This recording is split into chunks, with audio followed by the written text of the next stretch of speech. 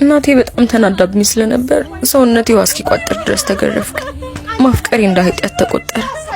እኔ ግን እንደዛም እየተመታ ያሳስበኝ የነበረው የኔና የካሌብዬ መጨረሻ ምን እንደሚሆን ነበር። ቀኑን ሙሉ ስነፋረቅ አልኩኝ።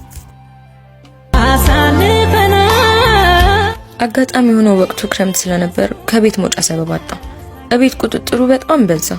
ሱቅ እንኳን መሄድ የሚፈቅድልኝ ሰው አጣሁ። መኝታ ቤቴን ዘግቼ ስለሱ እያሰብኩ ከማልቀስ ውጪ ምንም ምርጫ አልነበረኝም። በዛ ላይ እናቴ አዋረችኝ እያለች ከዱላ በላይ ቅስም የሚሰብር ንግግር ትናገረኝ ጀመር። በሳምንቱ የካሌብ እህት ሜሪ መጣች።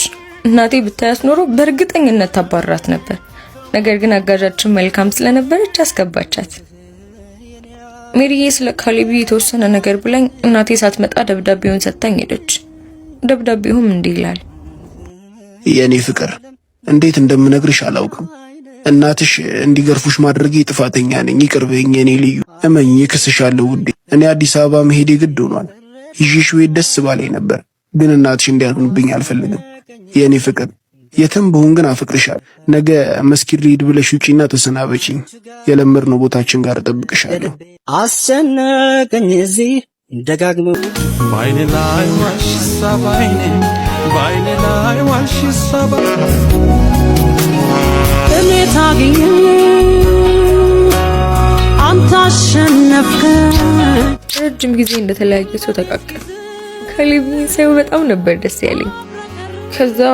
ከሱ ጋር ጠፍቼ አብሬው ለመሄድ መወሰኔን ነገርኩት። በመጀመሪያ በሐሳቤ አልተስማማም ነበር። ከዛ ግን በስንት መከራ በሐሳቤ ተስማምቶ ሌሊት 11 ሰዓት ለመገናኘት ቀጠሮ ያዘኝ።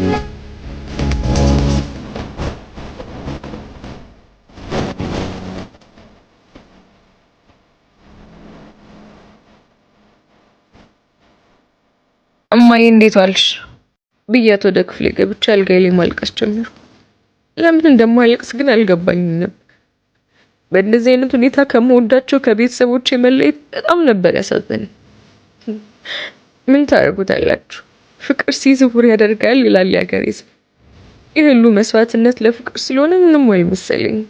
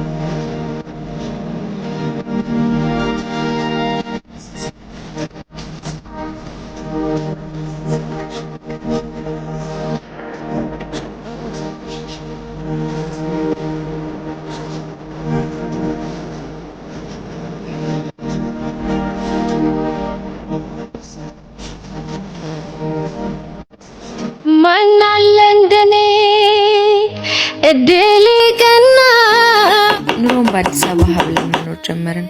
ማንም ረዳት በሌለበት ሁሉም ለራሱ ለፍቶ አዳሪ በሆነበት ከተማ ኑሮ እንዳሰብነው ቀላል አልነበረም። በእርግጥ ካሌብዬ ለመማር ስለመጣ ብር ይላክለታል፣ ግን ከቤት ኪራይና ትምህርት ቤት ክፍያ የዘለለ ትርጉም የለውም።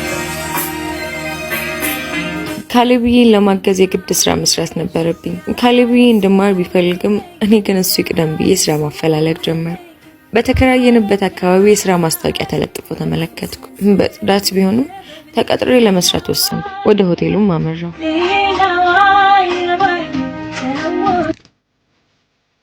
አቤት፣ ምን ልዳሽ? የቅጥር ማስታወቂያ አይቼ ነበር። እሺ መልካም፣ ሂሳብ እንስማማና ወዲያው መጀመር ትችያለሽ። እሺ።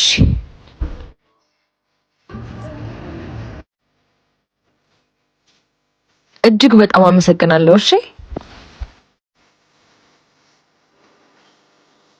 ሆቴል ውስጥ በጽዳት ተቀጥሬ በምሰራበት ሰዓት እጇን ዘርግታ ሰላም የምትባል የዚያ ሆቴል አስተናጋጅ ተዋወቅኩ። ይህኔ እንደ ጓደኛ ተቀራርበን ያለሁበትን ሁኔታ ስነግራት ሲጀመር አንቺ እንዴት በዚህ እድሜ ጽዳት ትሰሪያለሽ? ለምን መስተንግዶ አትገቢም? በዛ ላይ በቀን የምታገኙት ብዙ ነገር ይሸፍንልሻል ስትይ መከረችኝ። ይሄኔ በሱ ሀሳብ ተስማምቼ ካሌብዬን ሳላማክረው ቀጥታ ስራቸው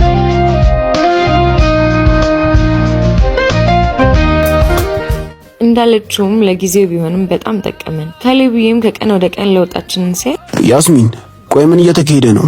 እኔም ማላውቀው ነገር አለ እንዴ? ካሌብዬ ስራ መስራት ጀመርኩ እኮ። ምን አይነት ስራ? መስተንግዶ። ለምን ማለት? ካሌብዬ ቀን እስኪያልፍ ድረስ አንተም ትምህርትን እየተማርክ እኔም መስተንግዶን እየሰራው ኑሮ ማሸነፍ አለብን። ካልሆነ ግን የኔ ብርታት የኔ ጥንካሬ እኔ እስኪ ልሳምሽ።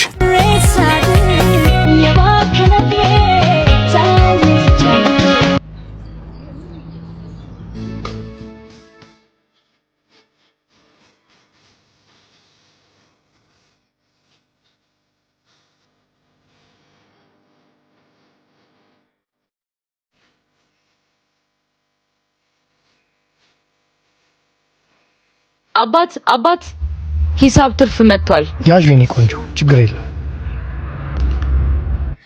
ምን አይነት የተዋረከ ሰው ነው? በዚህ ብር ካሌብዬን አስደስተዋለሁ።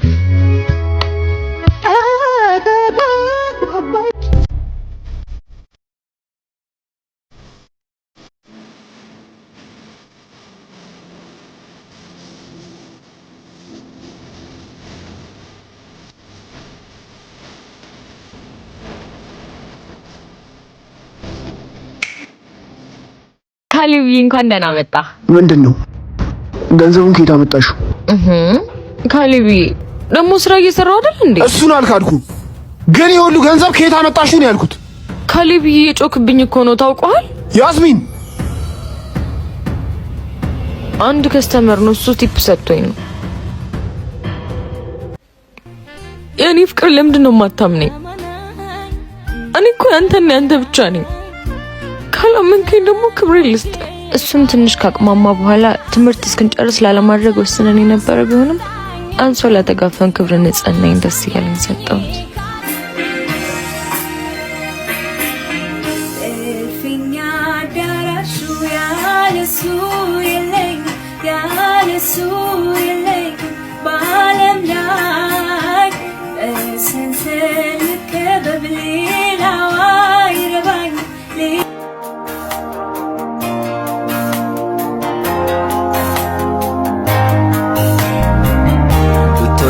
ከፋ የያዘች ቤት ዓለም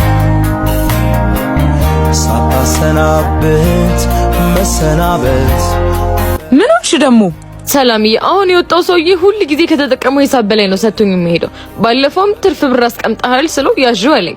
ዛሬ ባክሽ የተለመደ ነው። እዚህ ቤት አዲስ ሰውና ቆንጆ ሴት ሲያዩ እጃቸውን ወደ ኪሳቸው ለመክተት ብዙም አይቸገሩም። ኖርማል ነው። ሰላምዬ ይሄ ነገር ግን ፍቅረኛዬን ያስከፋዋል። ያስሚንዬ በዚህ ልክማ ሞኛቱኝ። የተፈጠረው ሁሉ ደግሞ አይወራም። እሺ ደግሞ ስራ ነው። አንቺ ስጠኝ አላልሽው? በእኔ አሁን ወደ ስራ ነው ኖሮ ማይቶ ያተነ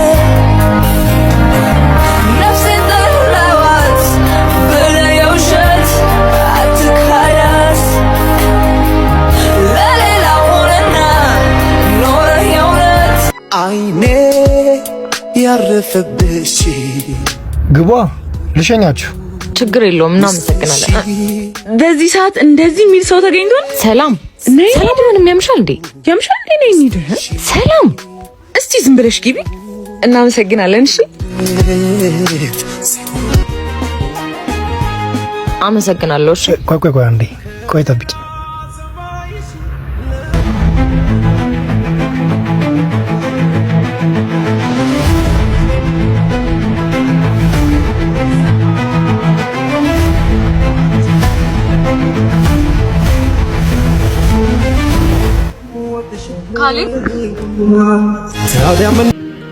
ካሌብ በእናትህ አንዴ ተረጋጋ። እንደምታስበው እኮ አይደለም። ምንም ነገር መስማት አልፈልግም። ምንም ነገር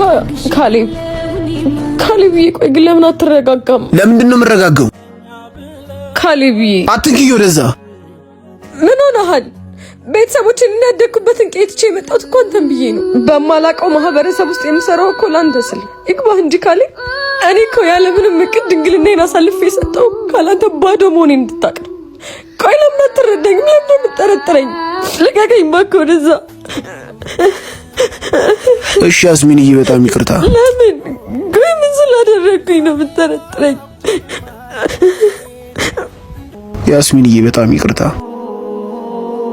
እኔ እኮ በሰዓቱ ስሜታዊ ሆኜ ነው አይደለም እንዲያቅፉሽ እንዲያዩሽ አልፈልግም።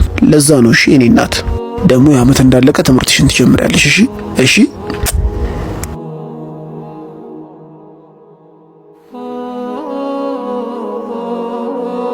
ከካሌብ ጋር ያለምንም ጥንቃቄ ወሲብ መፈጸማችንን ቀጠልን። በሰዓቱ ማገናዘብ አልቻልንም ነበርና ትንሽ አሞኝ ክሊኒክ ሄድኩኝ። ነፍሰ ጡር ነሽ? ምን ዶክተር? ነፍሰ ጡር ነሽ፣ ነፍሰ ጡር ነሽ፣ ነፍሰ ጡር ነሽ፣ ነፍሰ ጡር ነሽ።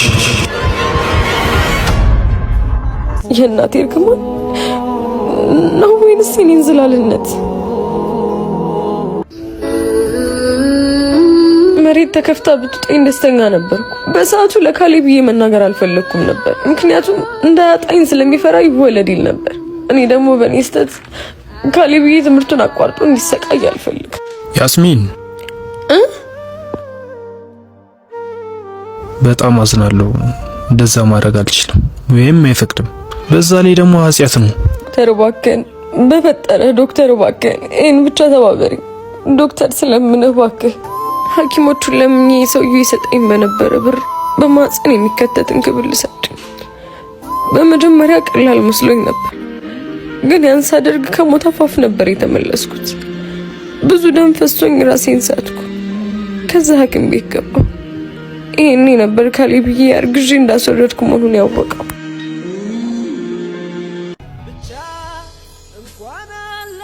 ለአንድ ሳምንት ያህል ስራ ቀረው። በእንኪ ሰውዬሽ ገንዘብ ልኮልሻል። ቆይ እንዴት ማለት? ፍቅረኛ እንዳለኝ ያወቀ መስጠቱ ግን በጣም ስለምታሳዝነኝ ነው አለ። እንግዲህ ምን ማድረግ ይቻላል?